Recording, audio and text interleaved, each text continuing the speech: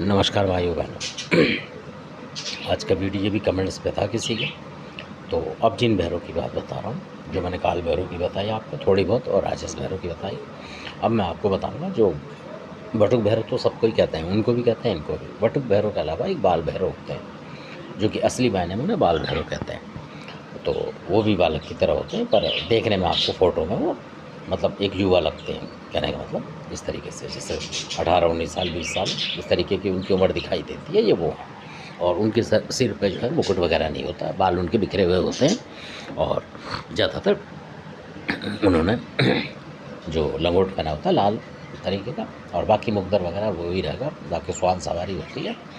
और इस तरीके से उनकी जो फ़ोटो बनाई गई है प्रतिमा, उनमें इस तरीके से है, तो आप समझ गए होंगे। तो वो एक मतलब आपको एक मान लीजिए युवा लड़के की तरह दिखाई देते हैं, उनकी ये बात है। तो बहुत सारे उनको बाल भैरव कहते हैं असल में, जो भगत टाइप के होते हैं वो। और वो तंत्र के जो हैं बहुत ज़बरदस्त होते हैं तंत्र के अंदर।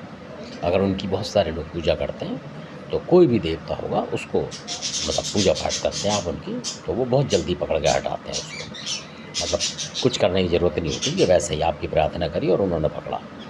ये बिल्कुल देखा हुआ है। और जो लोग इसके नियम टाइम जानते हैं और करते हैं, घरों में फ़ोटो रख के करते हैं इनकी बाल भैरव की। और इनमें जो है शराब वगैरह भी चढ़ती है, सलवाती है।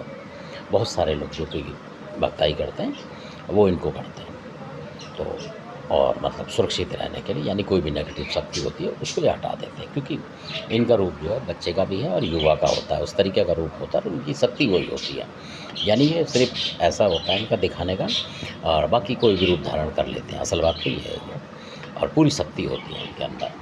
और इनको आप जैसे बहुत सारे लोग, ज़रूर नहीं आप तामसिक तरीके से भी पूजा करेंगे इनकी, मीठे से भी पूजा कर सकते हैं मतलब।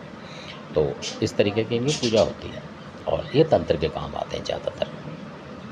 कई नेगेटिव शक्ति जो होती है वो इनके आदेश से हट जाती है। और जब धीरे धीरे धीरे करके इनकी आप प्रार्थना पूजा करेंगे, जैसे कभी एक लड्डू चढ़ा, कहीं कुछ चढ़ा, ऐसे होता है इनकी पूजा। खाली 5 मिठाई चढ़ा दी कभी आपने, इस तरह। बर्तन इनका जो जिसमें आप पूजा करेंगे अपने घरेलू देवताओं की नहीं करेंगे, उसमें इनका अलग बर्तन होता है असल में, स्वच्छ बर्तन होता है, उसी में आप इनका जो भी भोग प्रसाद चढ़ाएंगे फिर उसे साफ़ करके रख देंगे।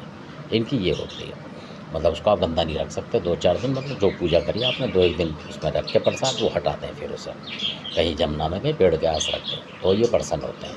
और अगर आपने वहीं रखा फिर दूसरे देवता किसी और का चढ़ा दिया घरेलू का, तो ये गुस्सा होते हैं। ये इनका मेन पॉइंट है समझने का। तो धन्यवाद, आपने इनके बारे में सुना। अच्छा लगे सब्सक्राइब करें, शेयर करें, लाइक करें। धन्यवाद।